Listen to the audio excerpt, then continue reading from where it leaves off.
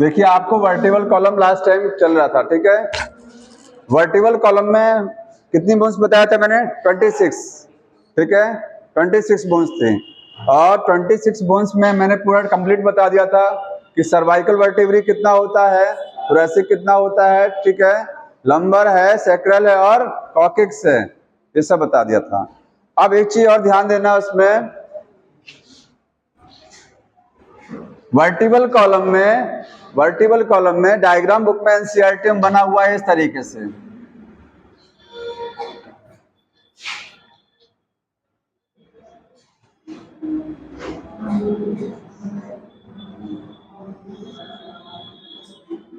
देखिए एक डायग्राम है, हमको एक मिनट दिखाइए, तो बुक दिखाइए।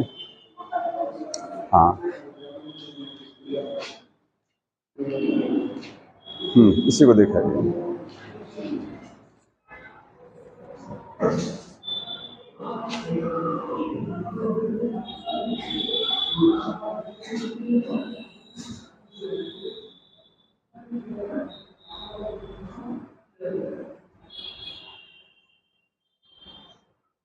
देखिए हमारी वर्टिकल कॉलम रीढ़ की हड्डी कुछ इस तरीके से होती है। कितने कर्वेचर होते हैं? 4। आपको कर्वेचर देखना है, ये बताना है कर्वेचर कितने हैं। 4 कर्वेचर होते हैं, ठीक है। कैसे 4 है? देखिए 4 कर्व बनते हैं उसमें। एक कर्व आपको ये दिखाई दे रहा है, ये कौन सा कर्व है? ये कॉन्वेक्स। ये क्या है? कॉनकेव, ठीक है। फिर क्या है? कॉन्वेक्स। फिर क्या है? कॉनकेव। यहाँ कौन सी वर्टिब्री रहती है इस जगह पर? ये सर्वाइकल है। कौन सी वाली है? सर्वाइकल, ठीक है। इसके बाद ये कर्व आया, यहाँ कौन सा है? थोरैसिक। थोरैसिक हो गया। ये क्या है? लंबर, ठीक है। इसके बाद ये सैक्रल है और यहाँ पर कॉक्सिक्स हो गया। ये आपके पास 4 कर्वेचर होते हैं, ठीक। सर्वाइकल, थोरैसिक, लंबर, सैक्रल और कॉक्सिक्स में एक ही कर्वेचर में होती हैं ये, ठीक। सबसे स्ट्रॉन्गेस्ट वर्टिब्री कौन सी होती है? सबसे मजबूत, तो कौन सी बताएंगे? सबसे मजबूत लंबर है। यहाँ पर बॉडी का सारा वजन उसी पर टिका होता है, ठीक है। तो एक चीज नोट कर लीजिएगा कि लार्जेस्ट भी है, लार्जेस्ट एंड स्ट्रॉन्गेस्ट, सबसे बड़ी वर्टिब्री है और सबसे मजबूत है, ठीक है। वर्टिब्री वो कौन सा है? लंबर है, ठीक है। और सर्वाइकल सबसे छोटी वर्टिब्री होती है, स्मॉलेस्ट है, लिखिएगा। हाँ, स्मॉलेस्ट वर्टिब्री कौन सी है? स्मॉलेस्ट वर्टिब्री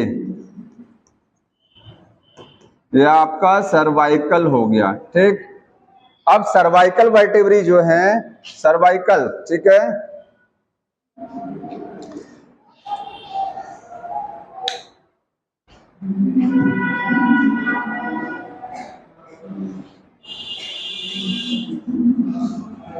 देखिए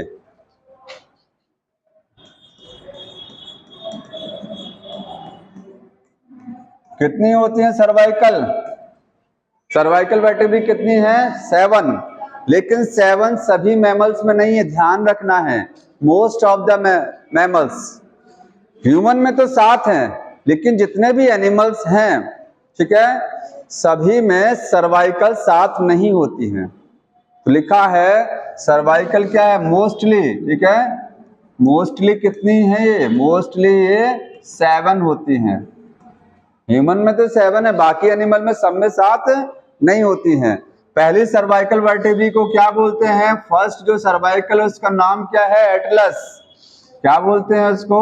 एटलस। और सेकंड सर्वाइकल वर्टिब्री कौन सी है? एक्सिस, ठीक है। तो एक्स प्लस क्या है? पहली सर्वाइकल वर्टिब्री और दूसरी कौन सी है? एक्सिस है। हमारे सिर का पूरा भार किसके ऊपर रहता है? लोड एटलस के ऊपर, ठीक है। तो हेड जो है स्कल किस पर अटैच है? एटलस के साथ जुड़ा है। एटलस क्या करता है? अटैच करता है, अटैच द स्कल, ये स्कल को अटैच किया हुआ है, ठीक है। ये एक्सिस हो गया। कभी कभी कंफ्यूजन हो जाता है कि कौन सी पहले है कौन सी दूसरी है। तो एटलस का एक्चुअली मतलब क्या होता है? जैसे जो ग्रीक एक मैथोलॉजी है ग्रीक, उसमें एटलस उनके गॉड होते हैं। ग्रीक मैथोलॉजी में एटलस उनके क्या हैं, गॉड हैं। वो वहां पर जो दिखाया जाता है वो पूरा जैसे धरती का बोझ पूरा क्या है अपने सिर पर लिए रहते हैं। एटलस जो साइकिल आती थी अभी आती है, एटलस पर आप सिंबल देखते होंगे, उसका लोगो जो होता है उसमें एक पर्सन अपने पूरे सिर पर क्या है इस तरीके से धरती को लिया हुआ है ना, पूरी पृथ्वी को लिया हुआ है। तो उस तरीके से ध्यान रखिएगा कि एटलस पहली वर्टेब्री है, ये पूरा स्कल को होल्ड की रहती है। ठीक है, अब एक चीज और देखिए, हमारा जो स्कल है, स्कल में सबसे ये वाली बोन कौन सी है, ऑसिपिटल बोन। ये वाली बोन कौन सी है, ऑसिपिटल। तो सबसे लास्ट में पीछे की साइड में जो बोन है ऑसिपिटल, उस बोन में इस तरीके से दो उभार निकले होते हैं।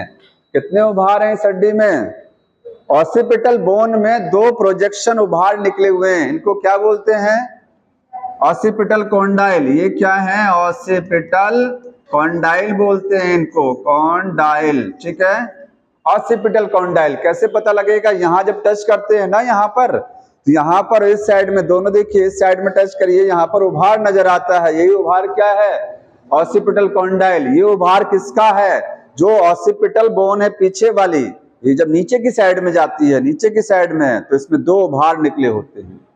ठीक है, इस वाली बोन में नीचे की साइड में क्या है, दो उभार निकले, इनको बोलते हैं ऑसिपिटल कॉन्डाइल। तो ह्यूमन की जो स्कल है वो कैसी होती है, डाइकॉन्डाइलिक स्कल। डाइकॉन्डाइलिक समझते हैं, दो ऑसिपिटल कॉन्डाइल हैं, तो इसको बोलेंगे डाइकॉन्डाइलिक स्कल। देखिएगा ये क्या है, डाइकॉन्डाइलिक स्कल है। ये कुछ जगहों पर एक ऑसिपिटल कॉन्डाइल होता है, एनिमल किंगडम में आपने पढ़ा होगा, रेप्टाइल्स में और बर्ड्स में उनकी स्कल में एक ऑसिपिटल कॉन्डाइल है।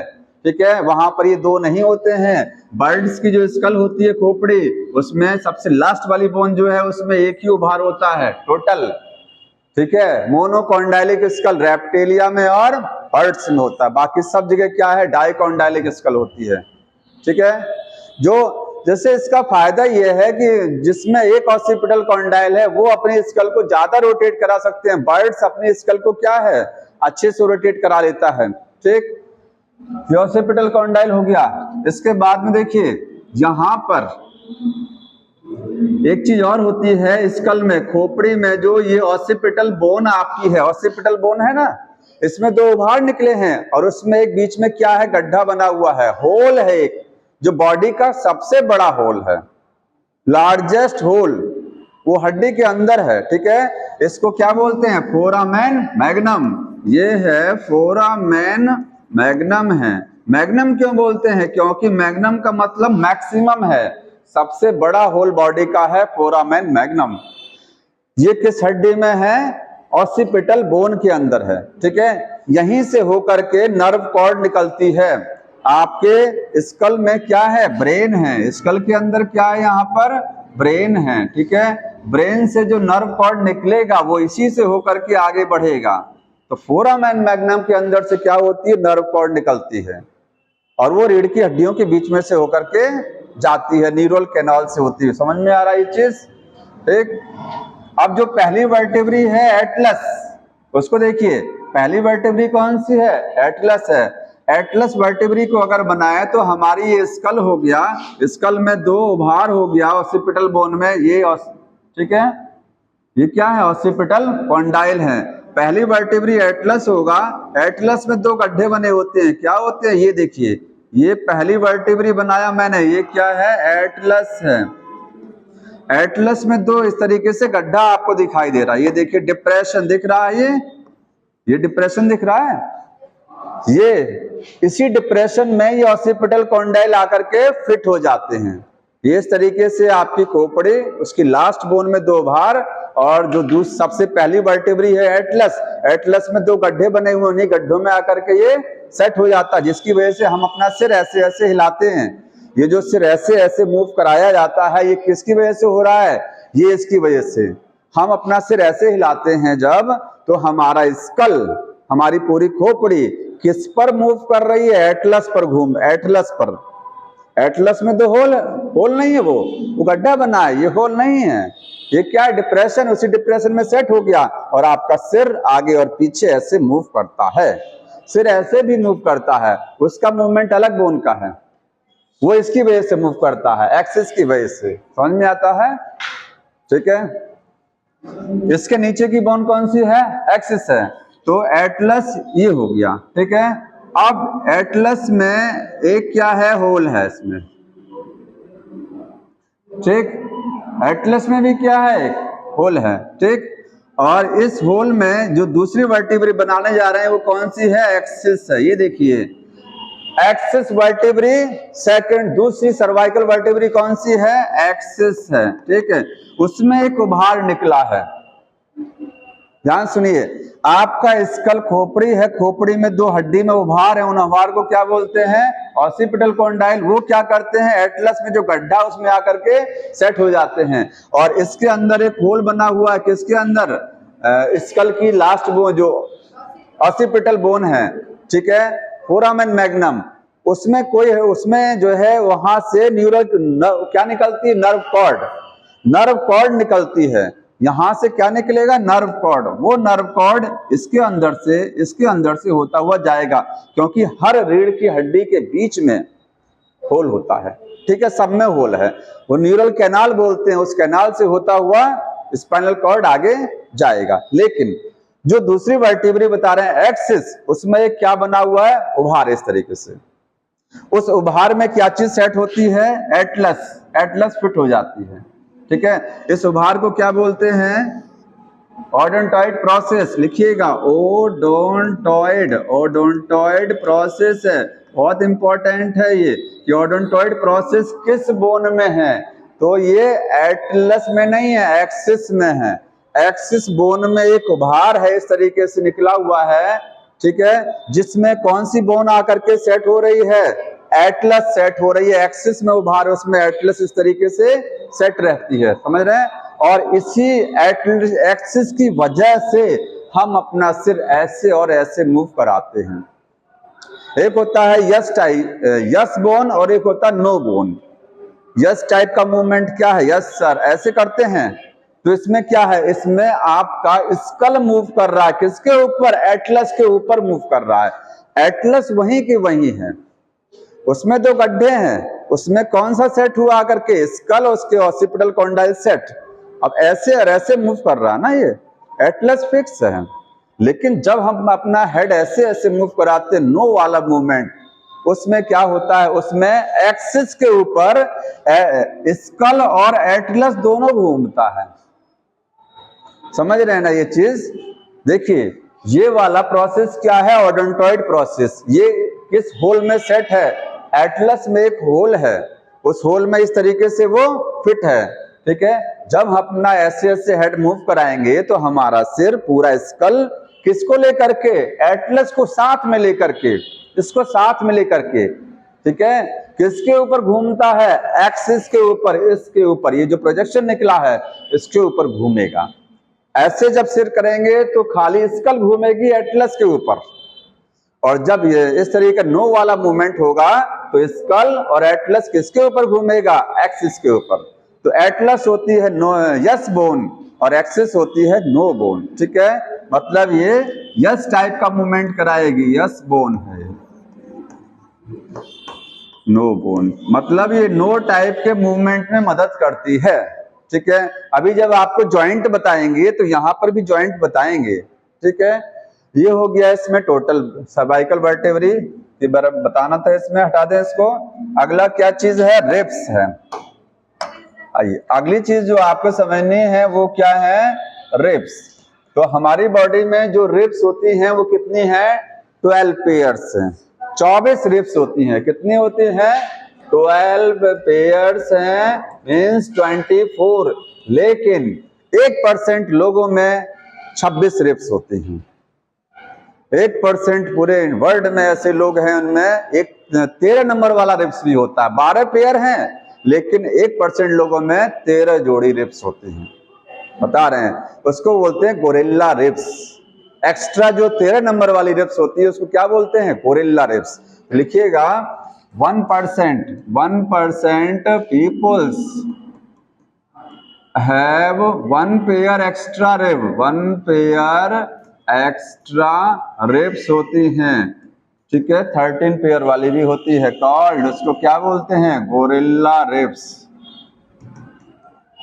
तो इससे क्या पता लगता है, इससे ये पता लगता है क्योंकि गोरिल्ला जो है, गोरिल्ला सबको पता है ना, प्राइमेट है, गोरिल्ला में 13 पेयर रिब्स होती हैं।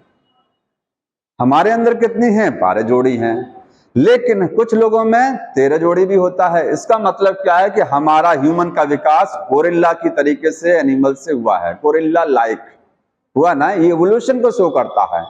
कुछ लोगों में आखिर कैसे आ गया 13 पैर वाला, इसका मतलब हम लोग कहीं ना कहीं किससे समानता रखते हैं, गोरिल्ला से समानता रखते हैं। समझ में आया, ये हो गया।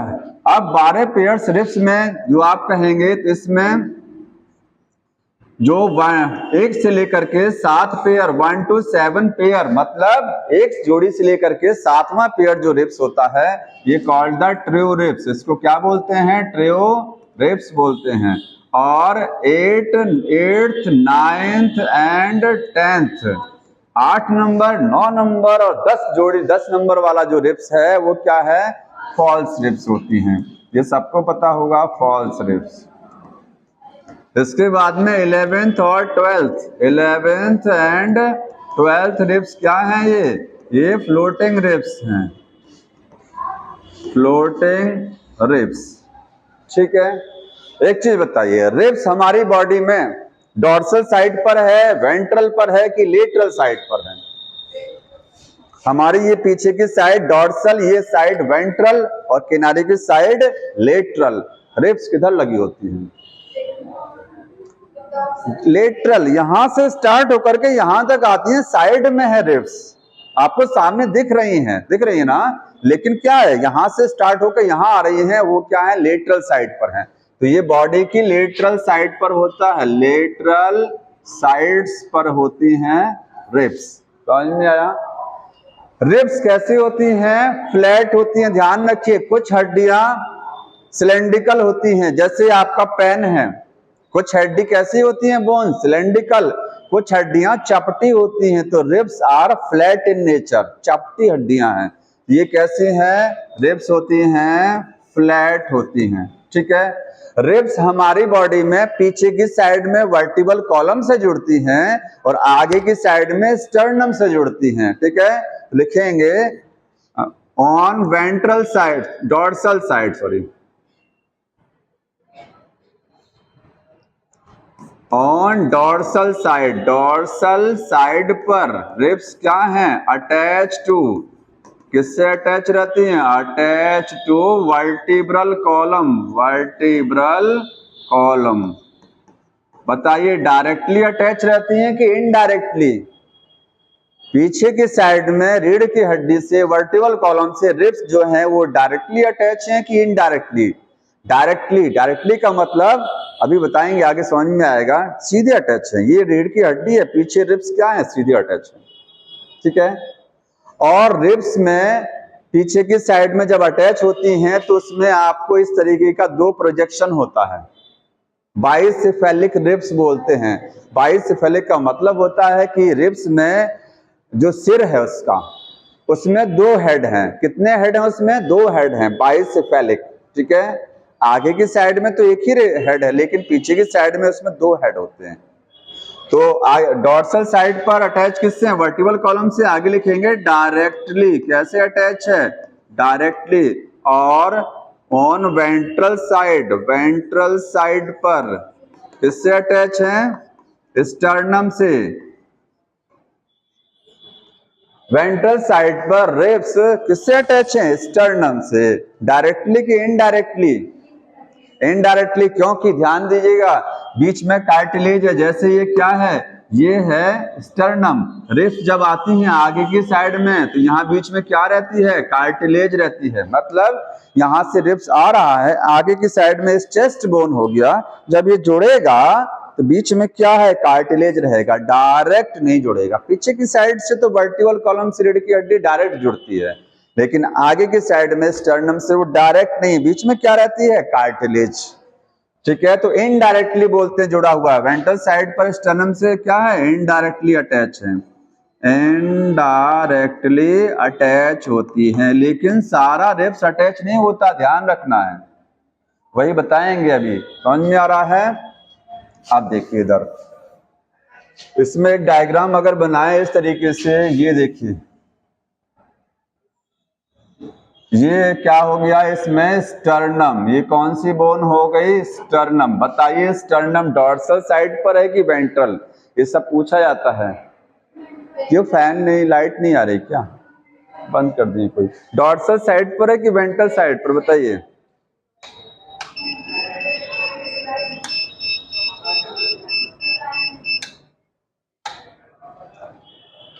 अच्छा, इसको भी आप,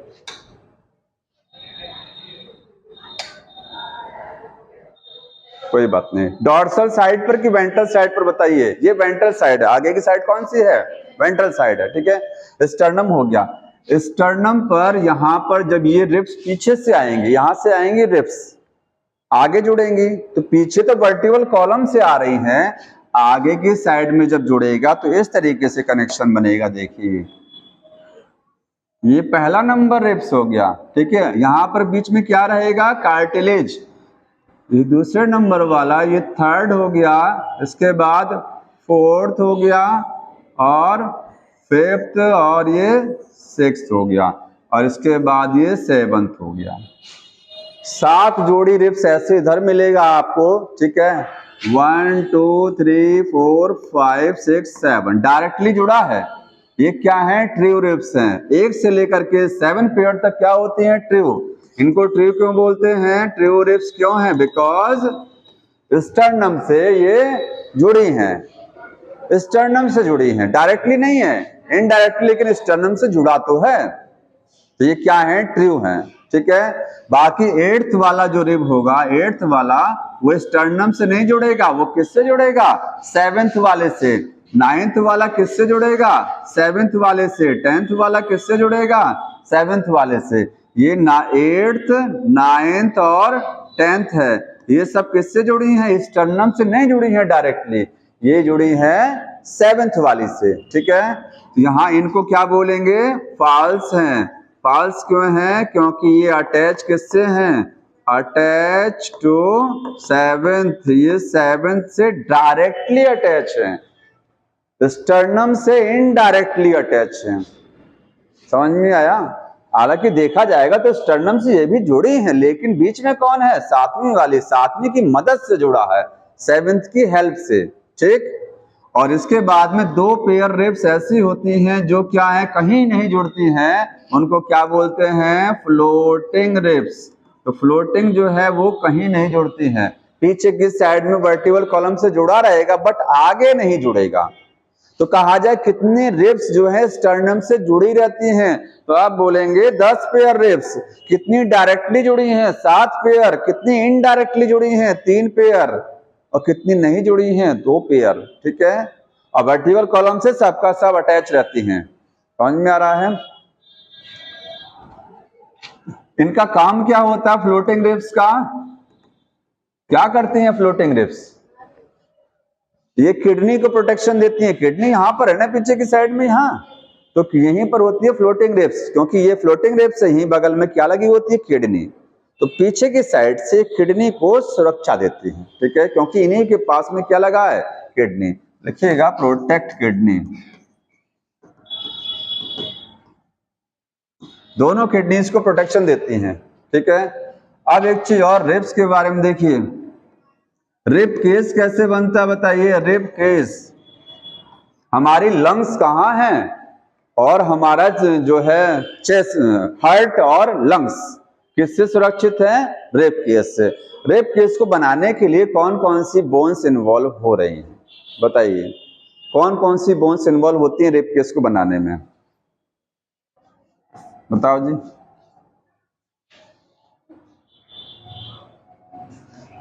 देखिए सामने की साइड में, मतलब पिजड़ा, आपको जब रेस्पिरेटरी सिस्टम पढ़ा रहे थे उस समय बताया था कि एक पिजड़ा होता है रिब केस, उसके अंदर लंग्स सुरक्षित हैं। तो वो पिजड़ा या रिब केस बनता कैसे है, सामने की साइड में कौन सी बोन है, स्टर्नम, तो पहली एक बोन होगी स्टर्नम, पीछे की साइड में वर्टिकल कॉलम, किनारे की साइड में रिब्स, यही तो बोन है। ठीक है, कौन कौन सी बोन है? स्टर्नम से बनेगा स्टर्नम, और इसके बाद में वर्टिब्रल कॉलम, वर्टिब्रल कॉलम से बनेगा, और क्या इन्वॉल्व होगा? रिब्स इन्वॉल्व होंगी। तो ध्यान रखिएगा स्टर्नम कहाँ होता है? वेंट्रल साइड पर, वेंट्रल साइड पर है ये, और वर्टिब्रल कॉलम डॉर्सल साइड पर है, रिब्स क्या है? लेटरल साइड पर है। ठीक है, ये रिब केस बनता है इससे। और कुछ लिखा हुआ है इसके बारे में, देख लीजिएगा एक बार। यहां जो कार्टिलेज लगी होती है इनके बीच में, एक से लेकर के 7 जोड़ी जो रिब्स होती हैं, यहाँ आगे की साइड में क्या लगा हुआ है? कार्टिलेज। ये कौन सी कार्टिलेज है? क्योंकि कार्टिलेज भी कई टाइप की हैं, हाईलाइन कार्टिलेज, फाइब्रस कार्टिलेज। ये कौन सी है? Highline cartilage. ये कौन सी होती है? हाईलाइन कार्टिलेज है ये ना। ठीक है, हाँ क्या कह रहे हैं? हाँ, नोज के टिप पर भी होती है। ठीक, ये हो गया रिब्स के बारे में। वर्टिकल कॉलम बता दिया और रिब्स बता दिया। इसके बाद अगला क्या है? स्टर्नम तो मैंने बता दिया था, एक बोन सिंगल बोन स्टर्नम है। ठीक है, अब बताना है एक्सियल स्केलेटन। क्या बताना है? एक्सियल। और एक चीज और समझ लीजिए, देखिए आपकी बुक में जो दिया हुआ है स्कल में कितनी बोन्स हैं? 22 लिखता है। तो अगर पूछा जाए क्वेश्चन कि स्कल बनाने में कितनी हड्डियां इन्वॉल्व हो रही हैं, तो 22 सही है। कभी लैब में स्केलेटन सिस्टम रखा होता है, क्या होता है? खोपड़ी का पूरा स्केलेटन सिस्टम ढांचा, उसमें आप देखेंगे तो उसमें 22 ही हड्डियां हैं। कान वाली बोन जो होती है ये हमारे, क्योंकि ये देखिए सिर में क्रेनियम, ये क्या है? फेशियल है, और कान वाली जो हड्डियां होती हैं ईयर वाली, वो कभी इनके साथ जुड़ती नहीं है डायरेक्ट। ये हाइड बोन इनके साथ नहीं जुड़ा है, पूरा फेशियल बोन और पूरा सिर का हड्डी आपस में जुड़ा है खोपड़ी में, लेकिन कान वाली हड्डियां उसके साथ जुड़ती नहीं है। तो अगर कहा जाए स्कल बनाने में कितनी बोन्स इन्वॉल्व हैं, तो 22 हैं। स्कल में कितनी बोन्स होती हैं, तब आप 29 बोलेंगे, क्योंकि स्कल के अंदर तो ये भी आता है ना, जो ईयर की ऑस्किल हैं, ईयर ऑस्किल्स, वो क्या है? स्कल में है ना। ये क्या है? स्कल, क्योंकि पूरा यहां से यहां तक का हिस्सा क्या है? स्कल। तो आपकी कान की जो हड्डियां हैं वो खोपड़ी के अंदर का हिस्सा है। तो स्कल के अंदर कितनी हड्डी हैं, तो 29 बोलेंगे। और स्कल बनाने में कितनी हड्डियां पार्टिसिपेट कर रही हैं, तो 22 है। तो लिखेंगे, यहां लिख लीजिएगा 22 बोन्स पार्टिसिपेट करती हैं इन स्कल फॉर्मेशन, स्कल बनाने में। ठीक है, और एक चीज और लिखिएगा, 29 बोन्स होती हैं, बोन्स इन स्कल। जैसा क्वेश्चन पूछा जाए वैसा आंसर दीजिएगा। एनसीईआरटी में क्या लाइन लिखा गया पढ़ लीजिए, उसमें लाइन क्या लिखा हुआ है। पेन चला देते तो ज्यादा सही रहता, देखें कैसे चलेगा।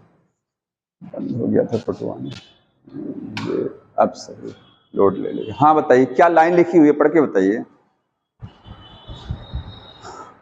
उसमें एक वर्ड लिखा होगा कि स्कल के बारे में 22 बोन जो लिखा है, हमको दिखा देते, कहाँ लिखा है वो line.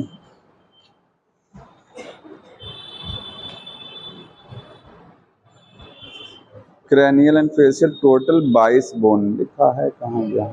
Skull is comprised of 2 set of the bone. बोल रहा है स्कल में 2 टाइप की बोन्स, मतलब skull is comprise by, line पढ़िए ध्यान सुनिएगा, लिखा है skull is comprise by 2 types of bones. Skull 2 प्रकार की हड्डियों से कंप्राइज होता, मतलब बनता है। कौन कौन सी? क्रेनियल और फेशियल। ठीक है, तो बनने में तो 22 हैं, लेकिन कितनी होती हैं, तो 29। अगर पूछा है कितनी बोन्स टोटल प्रेजेंट हैं, तो 29। ठीक, एक्सियल स्केलेटन। अब एक्सियल में कितना है, देखिए एक्सियल हो गया था, सॉरी, एपेंडिकुलर बताना है। क्या बताना है? एपेंडिकुलर। तो एपेंडिकुलर स्केलेटन में कौन सी बोन्स आती हैं? हमारे जो लिम्स होते हैं और जो गर्डिल हैं। ठीक है, हाँ, यहां पर आपको गर्डिल बोन पढ़ेंगे, गर्डिल बोन्स, और क्या है? Limbs bones. लिम्ब बोन कितना होता है टोटल? 30 120। कितनी होती है? 120। और गार्डियल बोन कितनी होती हैं? 6 होती हैं। पहले इन्हीं को पढ़ लेते हैं, गार्डियल वाली। ठीक है, कौन कौन सी गार्डियल बोन है देखिए। गार्डियल जानते हैं क्या है? वो पार्ट है बॉडी का जहां पर हमारे लिम्स जो हैं आकर के सेट होते हैं, लिम्स जो हैं अटैच होते हैं। अगर कहा जाए गार्डियल बोन क्या होती हैं, तो ये हेल्प्स करती हैं इन आर्टिकुलेटिंग लिम्स। ये बोन्स क्या करती हैं? हमारे लिम्स को जोड़ने में मदद करती हैं। आर्टिकुलेट का मतलब क्या होता है? जुड़ना। ठीक है, समझ में आ रहा है? अब गार्डियल बोन कितनी हैं? 2 टाइप की हैं। पहला कौन सा है? पेक्टोरल गार्डियल, पेक्टोरल गार्डियल है, ठीक। और दूसरा गार्डियल है पेल्विक गार्डियल, पेल्विक गार्डियल। तो पेक्टोरल गार्डियल हो गया और पेल्विक गार्डियल हो गया। ठीक है, पेक्टोरल गार्डियल कहाँ है? शोल्डर में है। कहाँ होता है ये? शोल्डर में होता है। ठीक है, आप बोलेंगे ये शोल्डर में है। कितनी बोन्स होती हैं? 2 बोन है यहाँ पर। ठीक है, इसमें आपको 2 बोन, एक मिलेगा स्कैपुला और दूसरी बोन कौन सी है? क्लेविकल है। ठीक है, स्कैपुला और क्लेविकल, समझ रहे हैं ना? स्कैपुला कैसी बोन है? Triangular bone. ये देखिए पीछे की साइड में ये जो हड्डी है ये ट्रायंगुलर है, ये है ना? ये हड्डी कैसी है? ट्रायंगुलर है। ये स्कैपुला जो बोन होती है, ये इस हड्डी को सलमान खान बहुत दिखाते हैं, सलमान खान। ठीक है, वो जब शर्ट उतारते हैं तो ऐसे चमकाते हैं, तो ये उनकी हड्डी देखती है नहीं? वो भी मैंने देखे हैं, देखते नहीं है। ये ट्रायंगुलर है, स्कैपुला बोन बोलते हैं। ठीक है, ये कैसी है? फ्लैट है। इसके बारे में कुछ चीजें लिख लीजिएगा। ये है फ्लैट। देखिए कुछ बोन फ्लैट हैं, कुछ बोन सिलेंड्रिकल हैं। आपकी रिब्स कैसी हैं? चपटी हैं। स्कैपुला भी क्या होता है? चपटा बोन है। ठीक है, फ्लैट है। और कैसा है ये? ट्रायंगुलर हो गया, ट्रायंगुलर बोन हो गया। और बताइए डॉर्सल साइड पर है कि वेंट्रल साइड पर है बॉडी के? डॉर्सल पीछे वाली साइड पर है, ये लिखेंगे डॉर्सल साइड पर है। कहां से कहां तक है? आपका जो चेस्ट है, सर्वाइकल वर्टेब्री का, सॉरी थोरेसिक वाली, थोरेसिक समझ रहे हैं ना, जहां रिब्स अटैच होती हैं। तो जो दूसरे नंबर वाला थोरेसिक है, सेकंड थोरेसिक से ले T2 से लेकर के T2 से लेकर के T7 के बीच में, सेकंड थोरेसिक वर्टिब्री से 7वीं थोरेसिक वर्टिब्री के बीच में होता है स्कैपुला। मतलब स्कैपुला जहां खत्म हो रहा है, यहां पर कौन सी वर्टिब्री है? तो 7वां है। लेकिन 7वां कौन सा वाला है? थोरेसिक है। ठीक है, वैसे तो देखा जाए सर्वाइकल जोड़ लेंगे तो ज्यादा हो जाएगा। ठीक है, 7वीं रिब्स जहां जुड़ती है और जहां दूसरी रिब्स जुड़ती है उसके बीच में है। ठीक, लिखेंगे present between T2 and T7 vertebrae.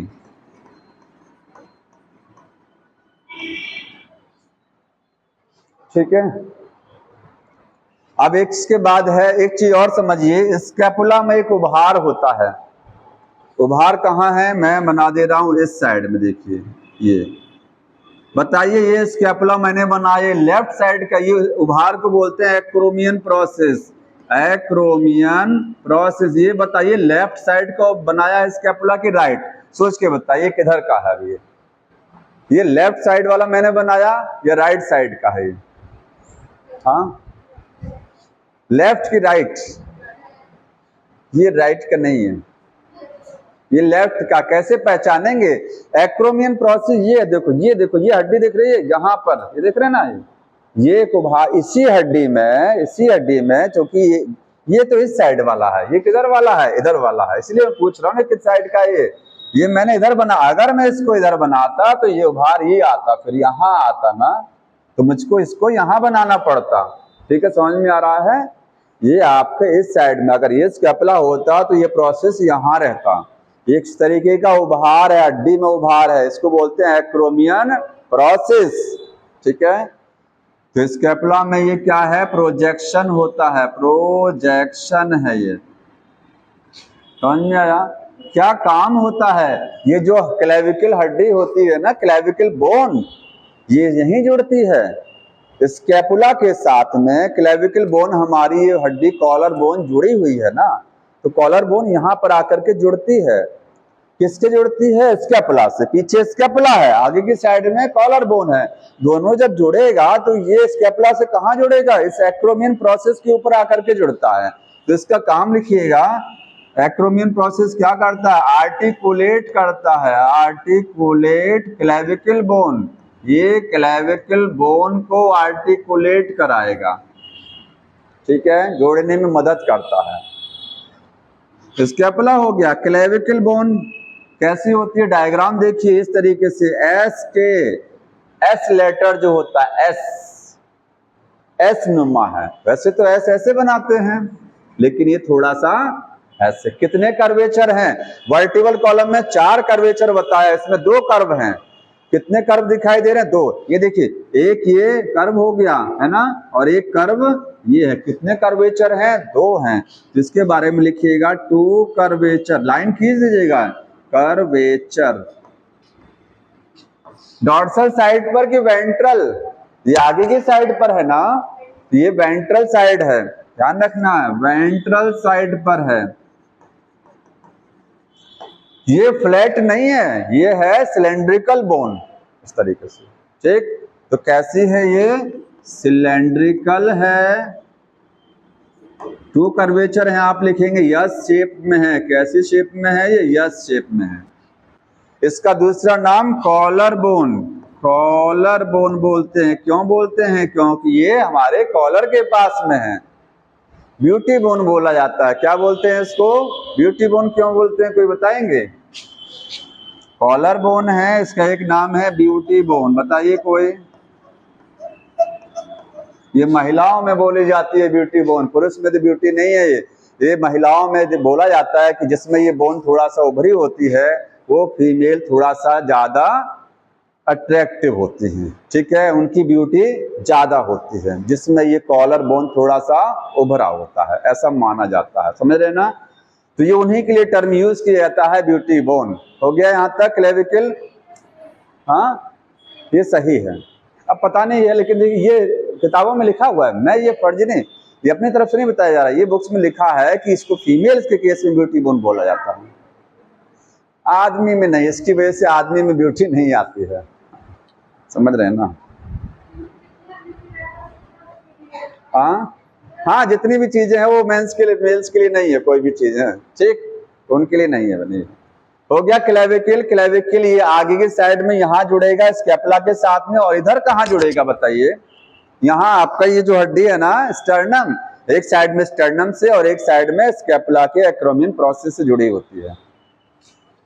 Pectoral गार्डिल हो गया। देखिए कितनी बोन बताया, एक साइड में 2 है, इधर 2 है, इधर 2 है। अब एक चीज और समझिए, हमारा हैंड जो ह्यूमरस है, ये ह्यूमरस हड्डी है, ये सेट होती है गड्ढे में, वहां ये शोल्डर वाला जो गड्ढा बना हुआ है यहाँ पर, जिसमें ये ह्यूमरस सेट हो रहा है, ये कैविटी है। यहाँ क्या है, एक शोल्डर में कैविटी होती है, उस कैविटी को बनाने में कौन सी बोन मदद करती है, स्कैपुला। केवल क्लेविकल से वो गड्ढा नहीं बनता, ध्यान रखिएगा, ठीक है, मैं समझा रहा हूँ। ये देखिए, नोट कर लीजिएगा, इंपॉर्टेंट, आपका ह्यूमरस जो है आर्टिकुलेट करेगा, जुड़ेगा, articulate and glenoid cavity of pectoral girdle. अभी जब आप जॉइंट पढ़ेंगे ना, तो आपको बताया जाएगा ये हैंड ह्यूमरस, यहाँ एक गड्ढा होता है, डिप्रेशन है, कैविटी है, उस कैविटी को बोलते हैं ग्लिनॉइड कैविटी, उसमें ये आर्टिकुलेट करता है, ये फिट हो जाता है। वो कैविटी कौन बनाया, ये ग्लिनॉइड कैविटी कौन बनाता है, तो लिखिएगा मेड बाय स्कैपुला ओनली, केवल स्कैपुला से बनता है, क्लेविकल से नहीं बनता है, ठीक है। डायग्राम में देखेंगे तो ये देखिए स्कैपुला है, ये इसका उभार हो गया स्कैपुला का, ये गड्ढा है, देखिए ये डायग्राम बना सकते हैं, ये एक्रोमियन प्रोसेस, ये ट्रायंगुलर बोन, यहाँ क्लेविकल जुड़ेगा करके, ये कौन सी बोन बनाया मैंने, क्लेविकल, ये डिप्रेशन है, यहाँ पर ह्यूमरस हड्डी आकर के जुड़ेगा, ये ह्यूमरस हो गया, ठीक है। यही कैविटी क्या है, यही है ग्लिनोइड कैविटी, समझ में आ रहा है, ग्लिनोइड कैविटी। तो ये हो गया पेक्टोरल गर्डल। अगला कौन सा है, पेल्विक गर्डल। तो पेल्विक गर्डल को देख लीजिए, पेल्विक गर्डल की जो बोन होगी उसको क्या बोलेंगे, पेल्विक गर्डल की बोन को बोलते हैं हम लोग कॉक्सल बोन या हिप बोन। इस एरिया में जो हड्डी हैं उनको क्या बोलेंगे, कॉक्सल, कॉक्सल बोन बोला जाएगा या हिप बोन। बताइए कोस्टल बोन किसको बोलेंगे, कोक्सल है वो, कोस्टल एक वर्ड होता है कोस्टल बोन। रिब्स की हड्डी, रिब्स को बोलते हैं कोस्टल बोन, नोट कर लीजिएगा कहीं कि कोस्टल बोन क्या है, तो ये रिब्स हैं।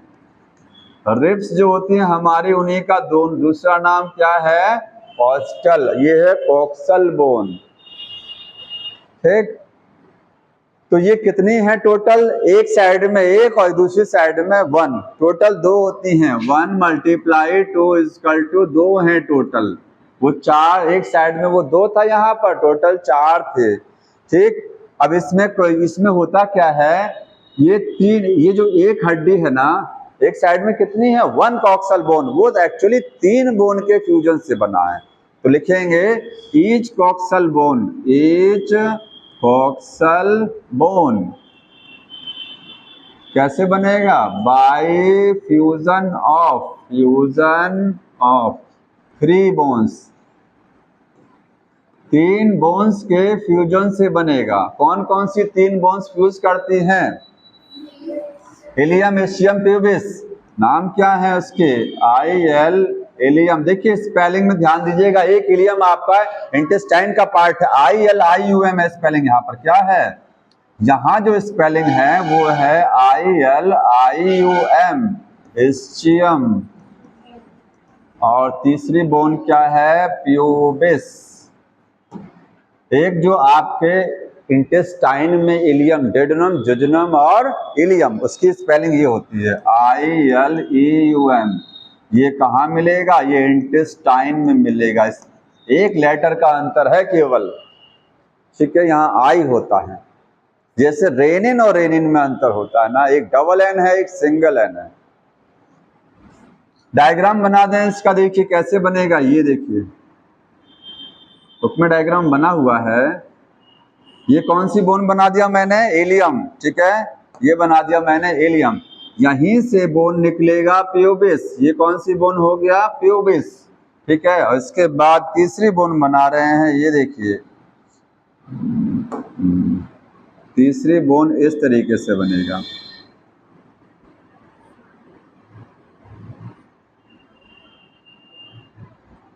बन गया ये 3 बोन।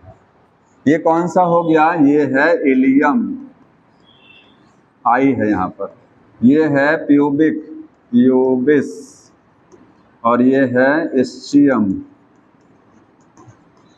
यहाँ पर भी एक डिप्रेशन बनेगा, एक कैविटी जिसमें फीमर सेट रहता है, क्योंकि गर्डल का काम ही होता है कि लिम्स को अटैच कराना। यहाँ जो गड्ढा बनेगा जिसमें पैर सेट रहता है, उस गड्ढे को बनाने में तीनों बोन पार्टिसिपेट कर रही है। देखिए ध्यान से, तीनों बोन का कुछ ना कुछ हिस्सा आ रहा है। यहाँ से देखिए, इतना हिस्सा किसका है, इलियम का है, इतना हिस्सा किसका है, प्यूबिस का है, इतना पार्ट किसका है, इस्चियम का है, ठीक है। ये एसिटाबुलम कैविटी है, इसको क्या बोलेंगे, ये है एसिटाबुलम। वहां ग्लिनोइड होगा, यहाँ एसिटाबुलम, ठीक है। इसमें क्या होगा, फीमर सेट होती है, फीमर यहाँ पर आर्टिकुलेट करेगा, फीमर यहाँ आकर के जुड़ेगा। तो ये एसिटाबुलम लिख लीजिएगा, फॉर्म बाय ऑल 3 बोन्स, तीनों हड्डी से बनेगा, जबकि ग्लिनोइड कैविटी केवल और केवल स्कैपुला से बनती है। यहाँ 2 हड्डियां तो हैं, लेकिन उस गड्ढे को बनाने में एक ही हड्डी पार्टिसिपेट कर रही है, यहाँ 3 बोन है। इसमें से बता सकते हैं डॉर्सल साइड पर कौन सी है और वेंट्रल साइड पर कौन सी है? इसमें ये वाली हड्डी ये पीछे की साइड में है, प्यूबिस आगे की साइड में होता है, ठीक है। हालांकि ये सब ज्यादा जरूरी नहीं है जानना, लेकिन ये डॉर्सल है और ये वेंट्रल। प्यूबिक, अब देखिए एक हिप बोन इधर हो गया, एक इधर भी तो होता ना, दो साइड में है, तो इधर वाली जो बोन बनेगी वो ऐसे बनेगी इस तरीके से, ठीक। उसमें भी क्या रहेगा, उसमें भी बनाएंगे प्यूबिक बोन। ये मैंने प्यूबिक बोन बना दिया, और यहाँ पर भी क्या है, ये इस्चियम है। दोनों साइड का प्यूबिक बोन आपस में जुड़ जाएगा आकर के, और किसकी मदद से जुड़ेगा, कार्टिलेज रहेगा। यहाँ पर क्या रहेगा, कार्टिलेज। ये कौन सी कार्टिलेज है, फाइब्रस कार्टिलेज रहती है, ये है फाइब्रस कार्टिलेज। तो जब दोनों साइड का कॉक्सल बोन आपस में जुड़ेगा तो जुड़ता किसकी मदद से है, प्यूबिक बोन की मदद से जुड़ता है, ठीक है। तो इसको बोलते हैं प्यूबिक सिम्फाइसिस। तो प्यूबिक सिम्फाइसिस कहाँ होता है, ये एरिया है, ठीक है। तो ये दोनों साइड की कॉक्सल बोन आपस में मिलकर प्यूबिक सिम्फाइसिस बनाती हैं। ये बोन जब दोनों जुड़ती हैं तो बेसिन बोन बोलते हैं, क्योंकि बेसिन का आकार कुछ ऐसे ही तो होता है ना। हैंड वॉश करने वाली जो बेसिन होती है वो कैसी है, कुछ इस तरीके से है ना, देखिए, है ना, बेसिन टाइप से, बेसिन बोन बोलते हैं उसको। समझ में आ रहा है? तो ये हो गया, तीन बोन के फ्यूजन से बन गया। कैविटी है, कैविटी में कौन सी बोन जुड़ेगी, ये सब हो गया खत्म। अगला कौन सा बताना है इसके बाद में, अगला लिम्स की बोन है, ठीक है। तो लिम्स बोन, लिम्ब बोन्स, उसमें दो लिम्स हमारे पास में है, अपर लिम्ब और लोअर लिम्ब। अपर लिम्ब हो गया और lower limbs, lower limbs. Upper limb में 30 मल्टीप्लाई 2, कितने अपर लिम्ब होंगे, 2, और लोअर लिम्ब 2 हैं, एक में 30 है, दोनों को मिला करके 60, तो टोटल 120 बोन्स होती हैं। अब इनके नाम देख लीजिए कौन कौन सी हैं टोटल ये, ठीक है। पहली बोन कौन सी है, फीमर है, ह्यूमरस, फीमर, तो ठीक है। कौन सी बोन है, ह्यूमर। स्पेलिंग क्या होती है, HUMERUS, देख लीजिएगा, यही है ना, वो भी होगा। ह्यूमरस है, कितनी बोन है ये, 1। ह्यूमरस कहाँ होती है, अपर लिम्ब में। अब अपर लिम्ब में हमारे दो हिस्से हैं, ये 4 आर्म है, ये क्या है, 4, ठीक है। ये आर्म, आर्म किसको बोलते हैं, ये है आर्म, आर्म यही तो है ना भुजा। ये क्या है, 4 आर्म, आर्म का अगला हिस्सा 4 आर्म, समझ रहे हैं ना। तो ह्यूमरस कहाँ होती है, आर्म में, ये आपको आर्म में मिलेगा, ठीक। ह्यूमरस हो गया। ह्यूमरस कहाँ सेट होती है, ग्लिनोइड कैविटी में सेट रहती है।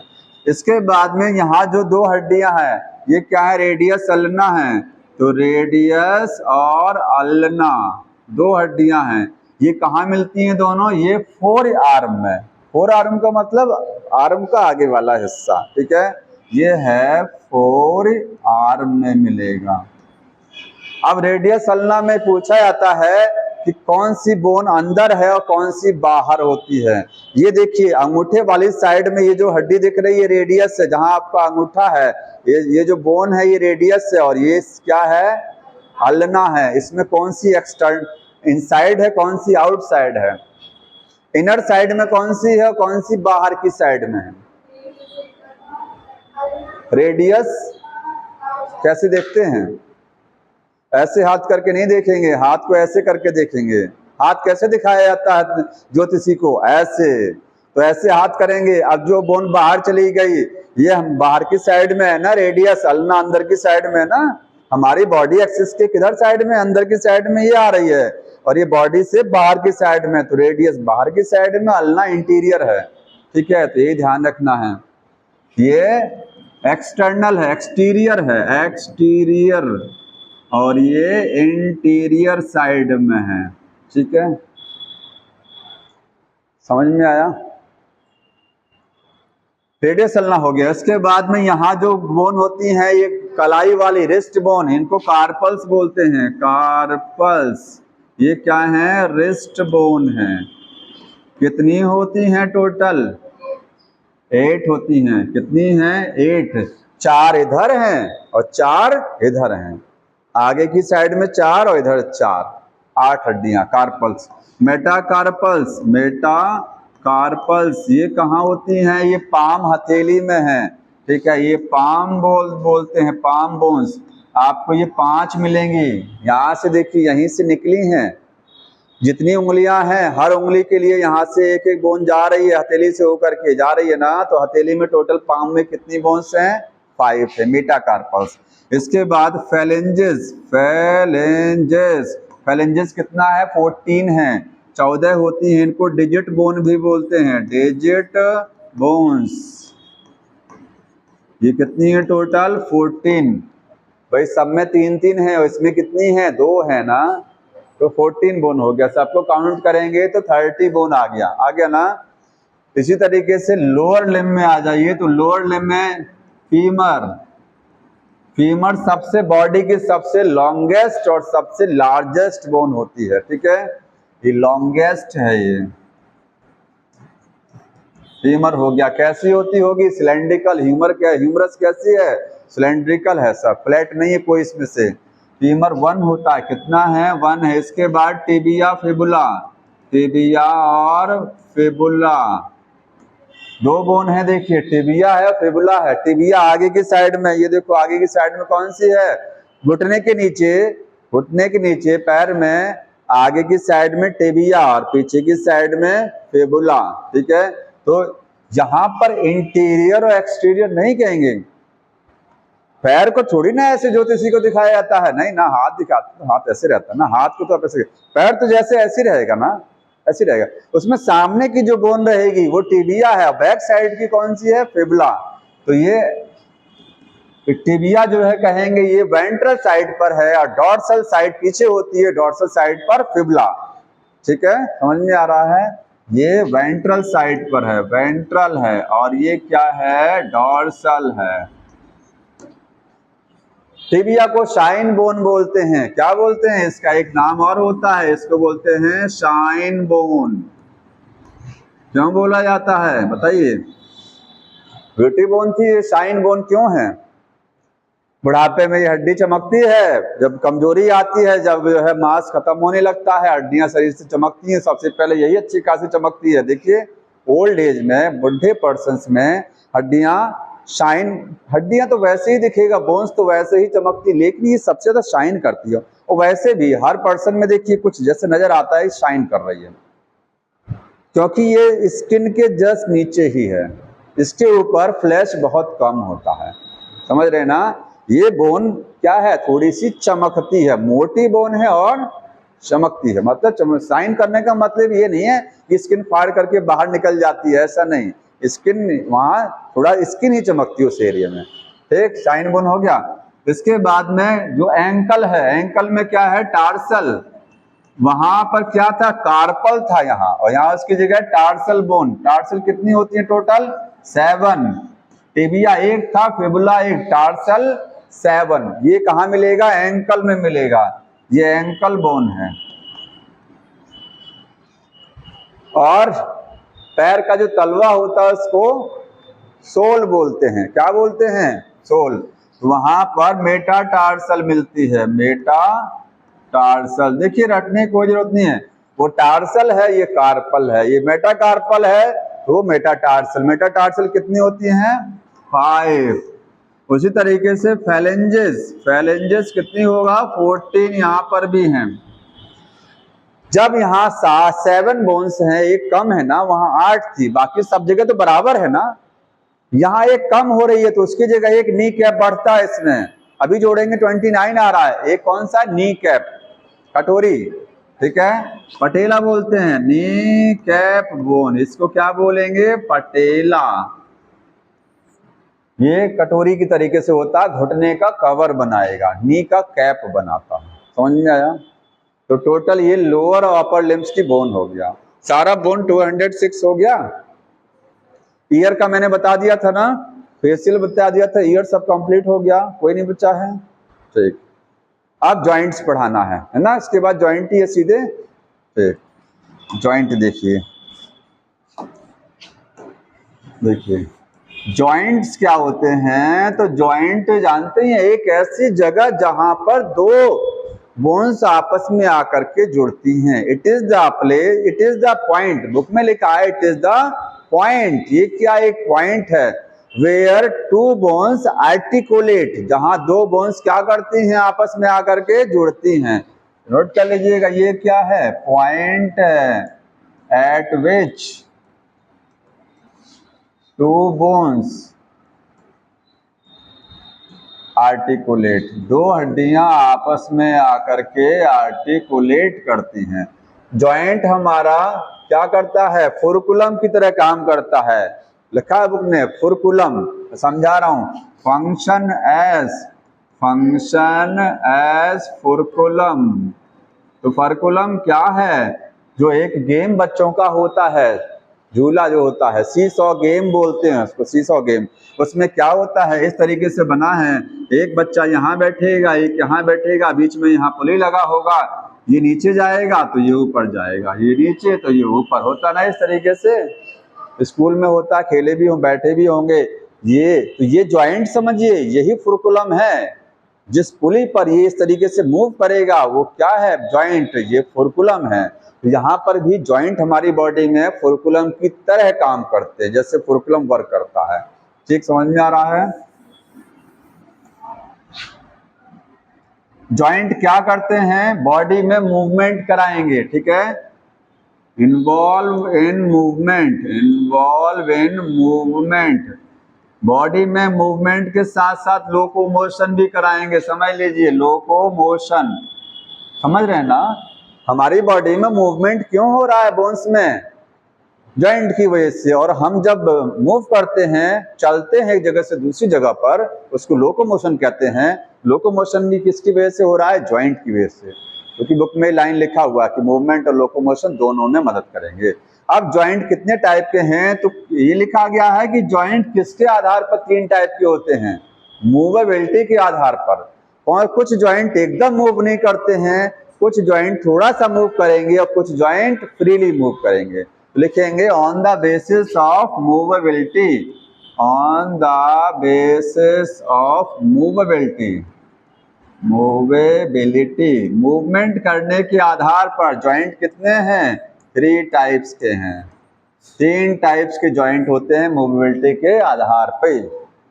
कौन कौन सा जॉइंट है, देखिए, पहला है इमूवेबल जॉइंट, इमूवेबल जॉइंट, ऐसा जॉइंट जो मूव नहीं करता, फिक्स्ड जॉइंट बोलते हैं। क्या बोलते हैं इसको, ये फिक्स्ड है, ये फिक्स्ड जॉइंट है।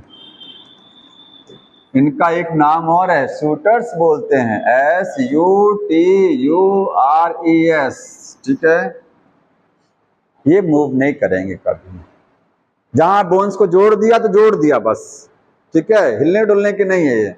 ये कहाँ मिलेंगे आपको, between cranial bones, cranial bones, हमारे जो ब्रेन बॉक्स है, ब्रेन बॉक्स, उसकी जो बोन्स होती हैं, फ्रंटल और ऑसिपिटल, ये सब आपस में जुड़ी होती हैं, किससे, शूटर से। देखिए आपके में ये कौन सी है, फ्रंटल, ये देखिए बीच में जॉइंट दिखाई दे रहा है, ये जॉइंट कौन से वाले हैं, ये इमूवेबल जॉइंट है। लेकिन ये जब जैसे छोटे बच्चे जब होते हैं तो उनका सिर जहां मोड़ दीजिए वहीं मुड़ जाता है, तो कुछ एज तक ये मूवेबल हैं, लेकिन फ्रीली नहीं है, स्लाइटली मूवेबल हैं। कुछ अवस्था तक, कुछ एज तक ये स्लाइटली मूवेबल हैं, मूव कर सकते हैं, उसके बाद फिक्स हो जाते हैं, ठीक है।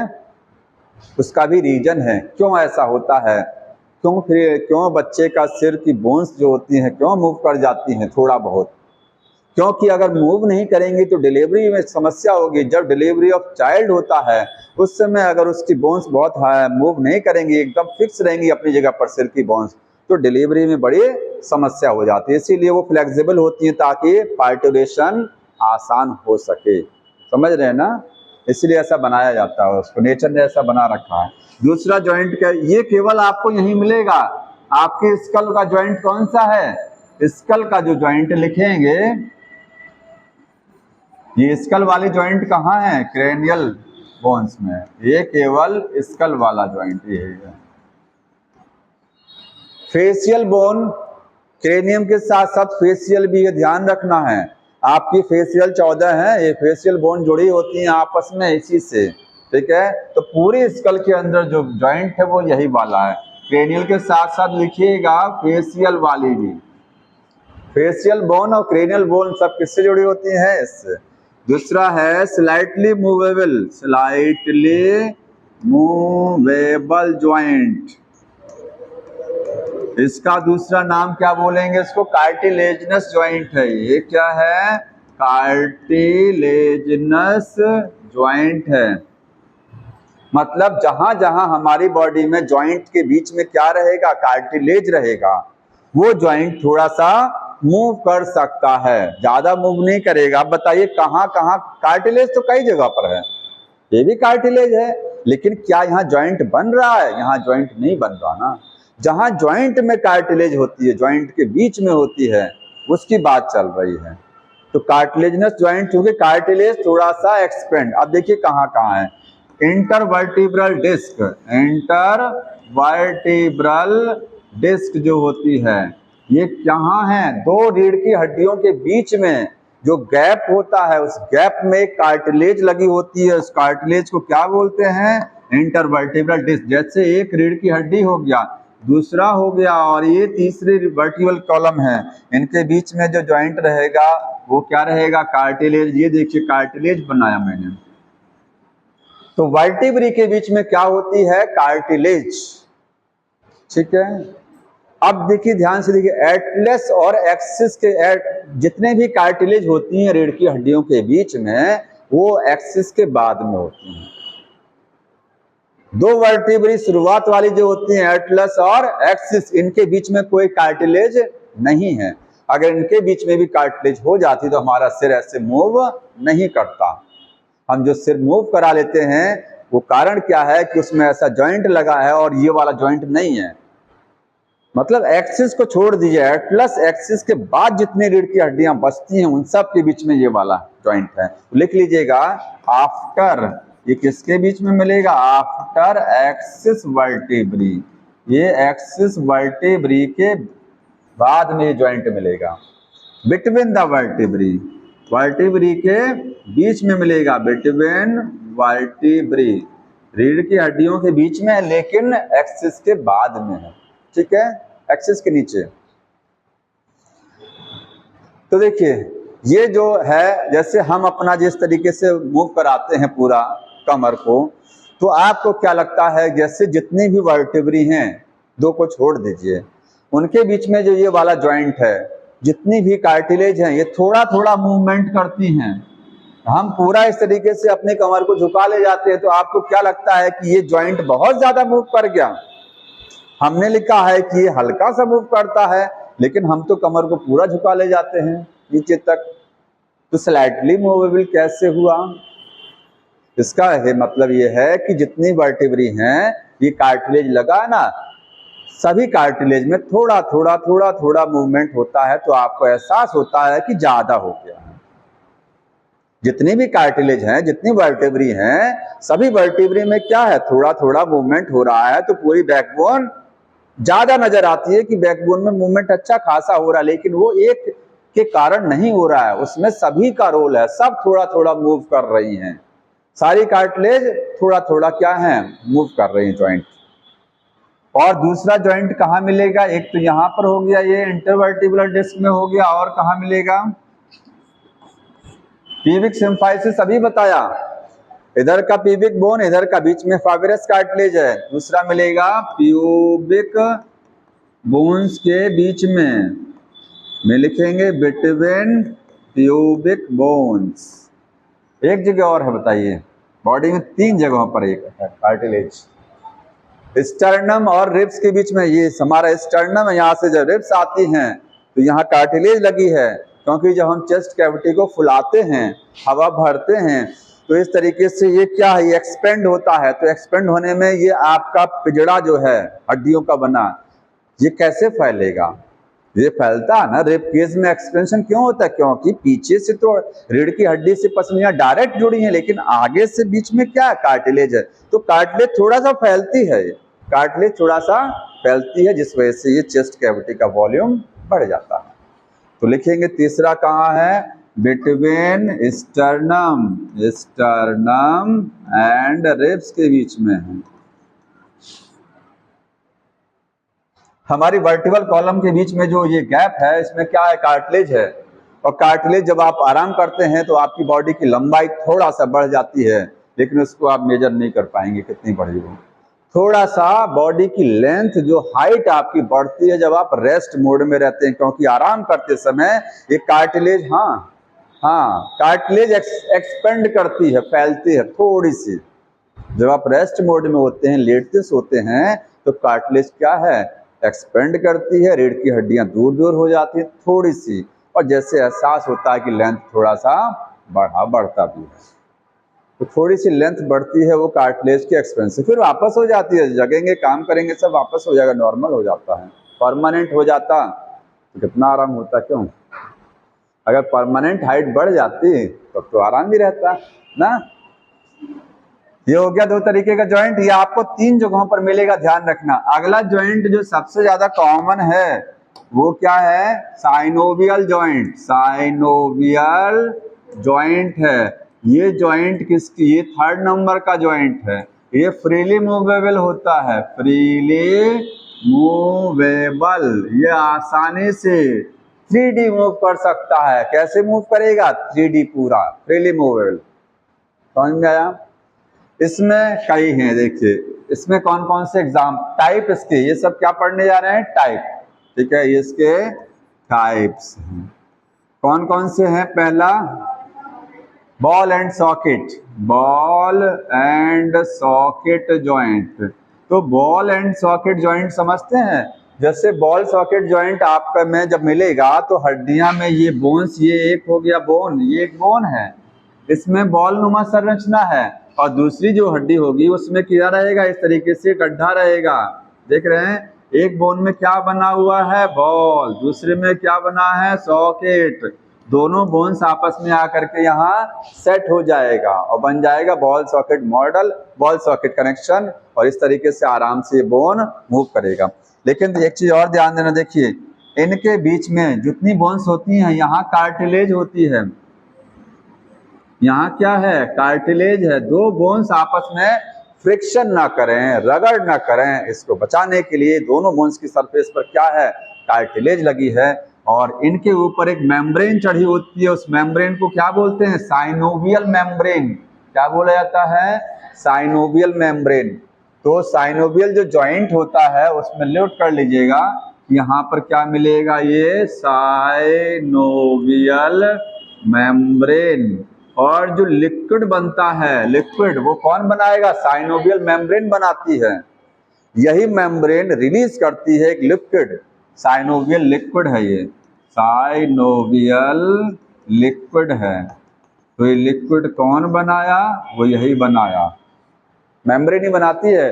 ओल्ड एज में, बुढ़ापे में ये लिक्विड कम होने लगता है, इसलिए हड्डियां क्या करती हैं? कट कट की आवाज आती है घुटनों में से या जॉइंट में से, ठीक है, क्योंकि फ्रिक्शन होता है।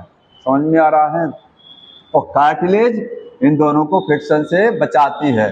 यहाँ पर ये बोन इससे जुड़ा होगा, लिगमेंट होगा कि टेंडोन होगा? बताइए। दोनों आपस में जुड़े रहते हैं। यहाँ लिगमेंट बोलेंगे कि टेंडोन? लिगमेंट से जुड़ती हैं कि टेंडोन से जुड़ती हैं बोन्स आपस में? Bone to bone connection ligament होता है। क्या बोलेंगे इसको? लिगामेंट। तो मान लीजिए कभी फ्रैक्चर होता है या हाथ कभी खिंचता है तो कभी कभी लिगामेंट भी टूट जाते हैं, ठीक है, ये लिगामेंट हो गया। तो बॉल सॉकेट जॉइंट आपको मिलेगा किसमें? बिटवीन ह्यूमरस, ह्यूमरस की और किसके बीच में? ग्लिन पेक्टोरल गार्डिल। पेक्टोरल गार्डिल और ह्यूमरस का जॉइंट है, ह्यूमरस एंड पेक्टोरल गार्डिल,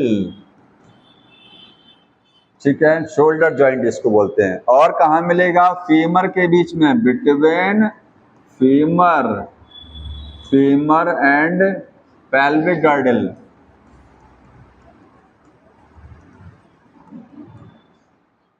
और कहीं मिलता बॉल सॉकेट?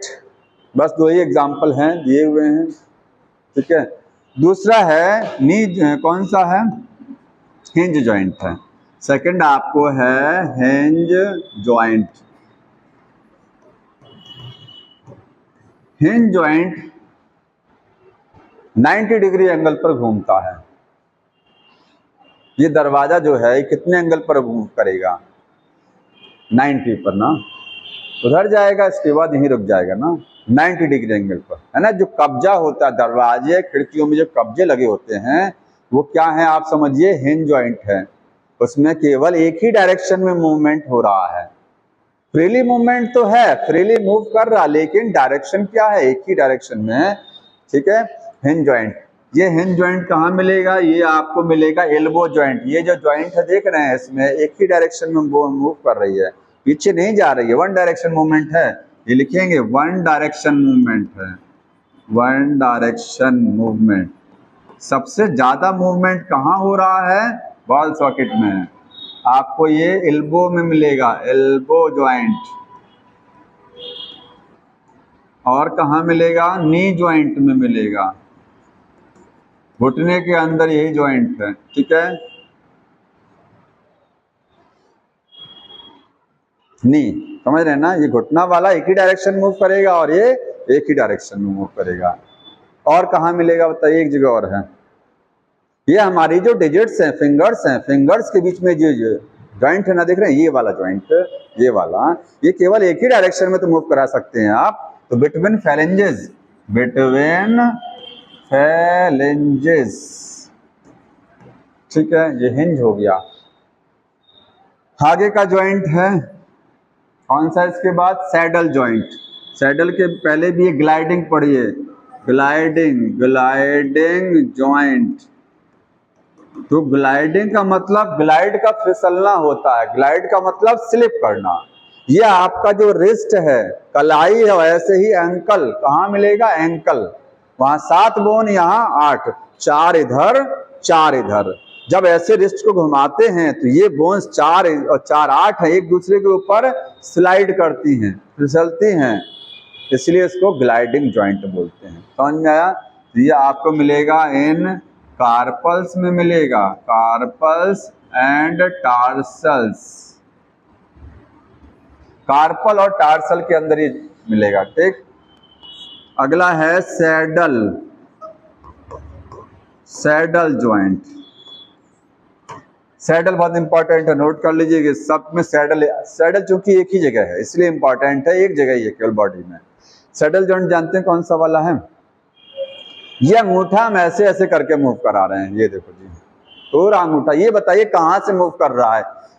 ये यहां से मूवमेंट हो रहा है कि यहां से कर रहा है? नीचे से कि ऊपर से? ये यहां से मूव कर रहा है, मतलब कार्पल, ये जो हड्डी है वो कार्पल है, और ये फैलेंजेस है, ये फैलेंजेस है, और ये क्या है? सॉरी, ये मेटाकार्पल है। ये क्या है? फैलेंजेस। तो पूरा ये मेटाकार्पल और फैलेंजेस एक साथ लेकर के किससे मूव कर रहा है? ये यहां से, जहां से। तो मेटाकार्पल और कार्पल, कौन सा मेटाकार्पल? केवल थंब वाला, सब नहीं। आप इस उंगली को ऐसे पूरे, जितना अंगूठा रोटेट करा रहे हैं उतनी ये फिंगर्स रोटेट नहीं करती हैं, ठीक है। तो यहाँ पर इसका ये मेटाकार्पल और ये कार्पल, दोनों के बीच में यहाँ जो जॉइंट बना हुआ है, ये जॉइंट कौन सा है? सैडल। तो फर्स्ट मेटाकार्पल, या ऐसे कह सकते हैं मेटाकार्पल ऑफ थंब, थंब का मेटाकार्पल और कार्पल के बीच में लिखेंगे between metacarpal, metacarpal of thumb and carpals. Carpal और मेटाकार्पल ऑफ थंब के बीच का जॉइंट है। लास्ट बचा है पाइवट जॉइंट, पाइवट जॉइंट है। तो पाइवट जॉइंट समझिए, उसमें कुछ नहीं है। बचपन में वो जो एक, जैसे कुम्हार बनाते हैं मिट्टी के बर्तन, उसी में एक आता है कोसा, वैसा होता है, उसमें एक कुम्हार निकला होता है, जो चक्की होती है पीसने वाली ना, आटा पीसने, वैसे बच्चों का भी खिलौना टाइप से आता है। खेले हैं कि नहीं खेले हैं? जाता बोलते हैं, हम तो खेले हैं उसको। उसमें ऐसे ही बालू वालू मिट्टी उट्टी रख के ऐसे ही पीसते हैं, ठीक है। वही सेम जॉइंट है। एक में उभार है और एक में क्या है, डिप्रेशन, गड्ढा है, उस उभार में गड्ढा सेट है। ठीक है, तो ये जॉइंट होता है पाइवेट जॉइंट। ये आपको कहाँ मिलेगा? अब देखिए फिर से देख लीजिए उस वाले को। ये आपका खोपड़ी था, इस खोपड़ी में ये छोटे छोटे उभार बने हुए थे। यहाँ पर पहली वर्टिब्री कौन सी थी? एटलस। ये पहली वर्टिब्री एटलस, तो एटलस में गड्ढा, ये डिप्रेशन बना है, ये बन गया। ये दूसरी वर्टिब्री कौन सी बताइए? एक्सिस। एक्सिस में उभार बना है, ये उभार है, और उभार किसके अंदर फिट है? एटलस। ये पहली थी एटलस। एटलस में जो गड्ढा बना हुआ है, होल, उस होल में इसका उभार सेट है। यही जॉइंट है क्या चीज? Pivot joint. तो इस जॉइंट को बोलते हैं अटलैंटो एक्सियल जॉइंट। अटलैंटो एक्सियल मतलब अटलैंटो का मतलब एटलस और एक्सिस, एटलस और एक्सिस के बीच का जॉइंट अटलैंटो एक्सियल जॉइंट, एटलैंटो एक्सियल, समझ रहे हैं ना? तो ये लिखेंगे एटलैंटो एक्सियल जॉइंट मतलब एटलस, अटलैंटो का मतलब एटलस हुआ, एटलस और एक्सिस के बीच का जॉइंट होता है। ठीक है, नाम से देख रहे होंगे, ये लिखने की जरूरत नहीं है कि between the Atlas and axis. ठीक है, दूसरा ये जॉइंट कहाँ मिलेगा? और ये जॉइंट कौन सा है, कौन सा मूवमेंट कराएगा? ये नो वाला मूवमेंट कराएगा, यस वाला मूवमेंट तो ये कराता है, इसको भी बताएंगे अभी हम। कॉन्डाइलर जॉइंट है। ठीक है, समझ में आया? पाइवट जॉइंट है, ये नो टाइप ऑफ मूवमेंट कराएगा।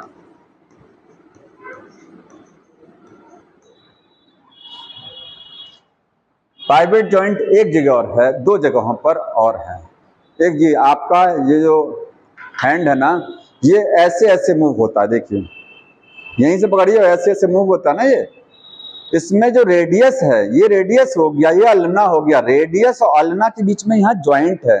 आपको क्या लगता है ये दोनों हड्डियां इसके साथ जुड़ी हैं? नहीं, ये दोनों हड्डियां इसके साथ नहीं जुड़ी हैं। इसमें से ये वाली रेडियस इसके साथ जुड़ी हुई है केवल, अल्ना पीछे आ रही, अल्ना इसके साथ नहीं जुड़ी है।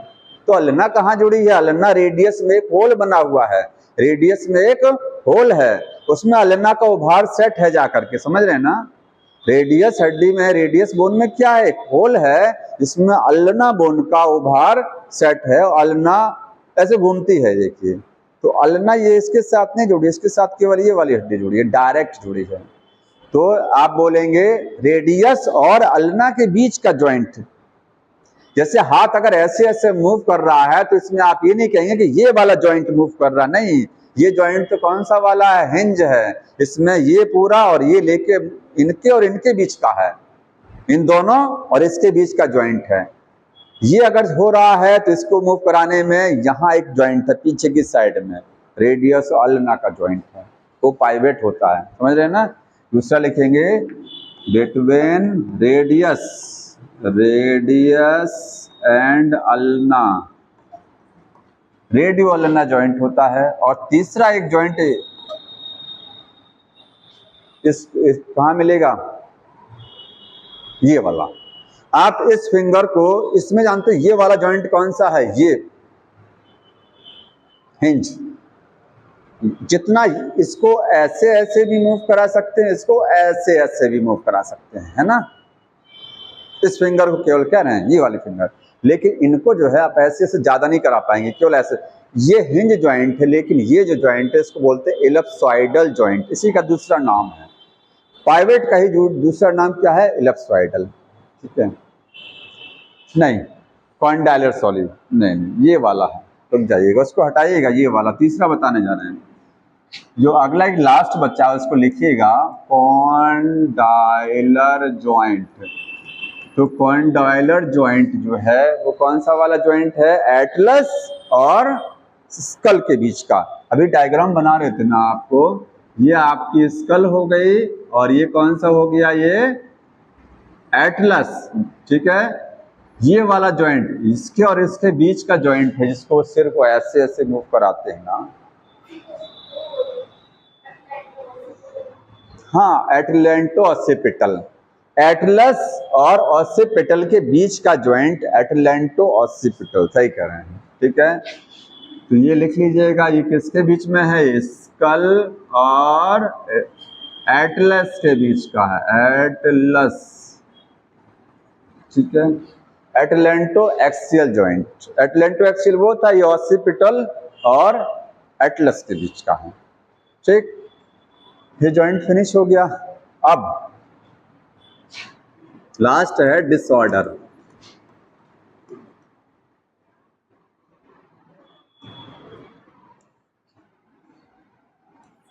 डिसऑर्डर्स जो हैं, ठीक है,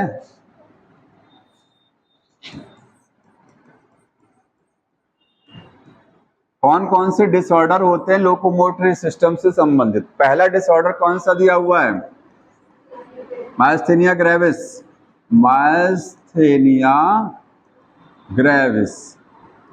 मायस्थेनिया ग्रेविस एक मसल से संबंधित बीमारी है। कैसी बीमारी है, मसल से संबंधित, ठीक है। यहाँ नाम से आपको लग रहा होगा, देखिए दो वर्ड है इसमें, muscles, muscles plus anaesthesia, anaesthesia.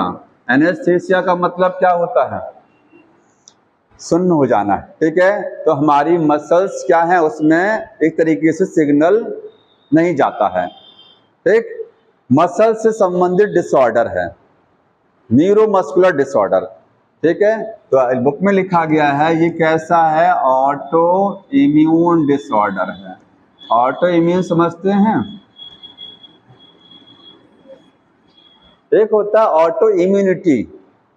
Immunity generally किसके लिए होती है, बाहर से जब कोई चीज हमारी बॉडी में एंटर करती है तो हमारी बॉडी का इम्यून सिस्टम उसके लिए क्या करता है, इम्यूनिटी देता है या एंटीबॉडी बनाता है। लेकिन अगर हमारी बॉडी के अंदर हमारा इम्यून सिस्टम अपनी ही चीज को क्या समझ बैठे, फॉरेन, नॉन सेल्फ, तो अपनी ही चीज के लिए कोई एंटीबॉडी बनाना, अपने घर में लड़ाई करना, समझ लीजिए, ठीक है, अपने ही घर के लोगों को पराया समझ बैठना। तो जब ऐसा इम्यून सिस्टम हमारा ऐसा करता है कि अपनी ही चीज को क्या बोलता है, वो समझता है कि ये फॉरेन है, तो उसको बोलते हैं ऑटो इम्यूनिटी, और उसको नष्ट करने की कोशिश करता है। अब बुक में ये लाइन थोड़ा सा पढ़िए, क्या लिखा हुआ है, थोड़ा सा इसके बारे में एक लाइन पढ़िए।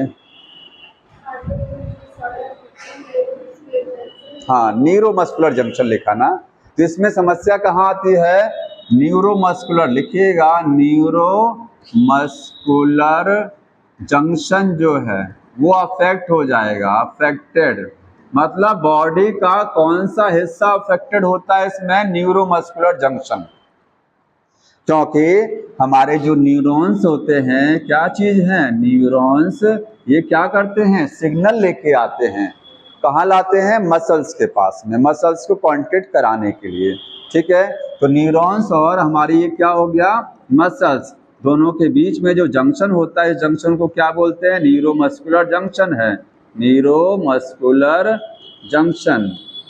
इसी जंक्शन में एक एसिटाइल कोलिन केमिकल प्रोड्यूस होता है, पता होगा आपको, एसिटाइल कोलिन न्यूरोट्रांसमीटर। तो ये उसको बनने को रोक देते हैं, न्यूरोट्रांसमीटर कम बनता है, जिसकी वजह से सिग्नल मसल्स को प्रॉपर्ली नहीं पहुंचता है और पैरालिसिस की शिकायत हो जाती है, इसे बोलते हैं लकवा, ठीक है। जब हमने हमारा ब्रेन हमारी मसल्स को प्रॉपर सिग्नल नहीं दे पाएगा तो बॉडी में क्या हो जाएगा, पैरालिसिस, समझते हैं ना, पैरालिसिस कि बॉडी का वो अंग काम नहीं करता। क्यों नहीं कर रहा है, क्योंकि वो शरीर की मांसपेशियां कॉन्ट्रैक्ट नहीं कर रही हैं। क्यों नहीं कर रही हैं, ब्रेन से प्रॉपर सिग्नल नहीं जा रहा है। क्यों नहीं जा रहा है, क्योंकि सिग्नल जैसे यहां तक तो आएगा लेकिन सिग्नल मसल्स में नहीं पहुंचेगा। ये बीच में जो जंक्शन है इसमें एसिटाइल कोलिन हार्मोन जो है, केमिकल हार्मोन, वो सिग्नल को ले जाता है और इसी को क्या करते हैं, डिस्ट्रॉय करती रहती है। हमारी इम्यूनिटी, हमारा इम्यून सिस्टम इसको क्या करेगा, खत्म करता रहता है, ठीक है, समझ रहे हैं ना। तो ऑटो इम्यूनिटी किसके लिए है, लिखिएगा, for acetyl choline, acetyl choline के लिए होता है ऑटो इम्यूनिटी, ये कम होने लगता है, ठीक है, सिग्नल प्रॉपर्ली मसल्स में नहीं जाता। एक ये हो गया। दूसरा बताइए, मस्कुलर डिस्ट्रॉफी है।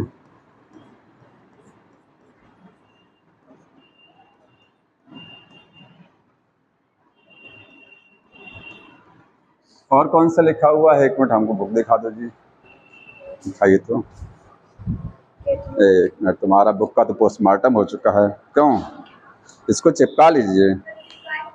अच्छा,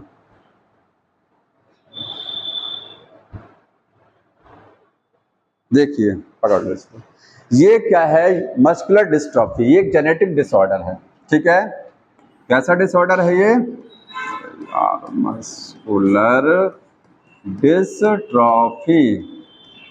इसको आप क्या बोलेंगे? ये जेनेटिक डिसऑर्डर है, जेनेटिक डिसऑर्डर। ठीक नहीं होता है, जो जेनेटिक डिसऑर्डर है वो करेक्ट नहीं होते हैं, ठीक नहीं किया जा सकता है, ठीक है। इसमें क्या है? हमारी मसल्स डैमेज होने लगती हैं, मसल्स धीरे धीरे कमजोर होती हैं, वीक हो जाती हैं। तो यहाँ लिखेंगे muscles start to degenerate, start to degenerate. धीरे धीरे हमारी मसल्स डीजनरेट होने लगती हैं, खत्म होने लगती हैं, ठीक है। तो ये मसल से संबंधित डिसऑर्डर है, वो न्यूरोमस्कुलर जंक्शन से संबंधित डिसऑर्डर था। समझ में आए? जेनेटिक है, वो जेनेटिक नहीं है, ऑटो इम्यून डिसऑर्डर होता है, ठीक है। अगला कौन सा दिया है? Arthritis, osteoporosis. ऑस्टियो ये दिया हुआ ना, ऑस्टियोपोरोसिस है ये, है ना। ऑस्टियोपोरोसिस क्या है? हमारी जो बोन्स होती हैं, उन बोन्स में धीरे धीरे होल्स बनने लगते हैं, हड्डियां अंदर से खोखली हो जाती हैं, क्योंकि हड्डियां पोरस हो जाती हैं, छिद्र युक्त हो जाती हैं, डेंसिटी हड्डियों की घट जाती है, हल्का सा गिर गए तो बोन्स में फ्रैक्चर होने का चांस बढ़ जाता है, ठीक है। ऑस्टियो का मतलब है बोन्स, पोरोसिस का मतलब पोर। यहाँ पर क्या है? पोर्स हो जाते हैं इन बोन्स। ये बीमारी मेल्स को कम होती है, किसमें ज्यादा है? मोर कॉमन इन फीमेल्स, ठीक है, मोर कॉमन इन फीमेल्स। और ओल्ड एज में ही है, यंग एज में ऑस्टियोपोरोसिस नहीं होता जनरली। जनरली कब है ये? Generally in old age. ऐसा क्यों होता है? ओल्ड एज में हो रही है क्योंकि यंग एज तक एस्ट्रोजन का सिक्रेशन हाई रहता है। 50 साल के बाद जब एस्ट्रोजन का लेवल घट जाता है बॉडी में, उसकी वजह से फिर बोन्स पोरस होती हैं, ठीक है। लिखेंगे due to low estrogen, estrogen धीरे धीरे कम होने लगता है। समझ में आया?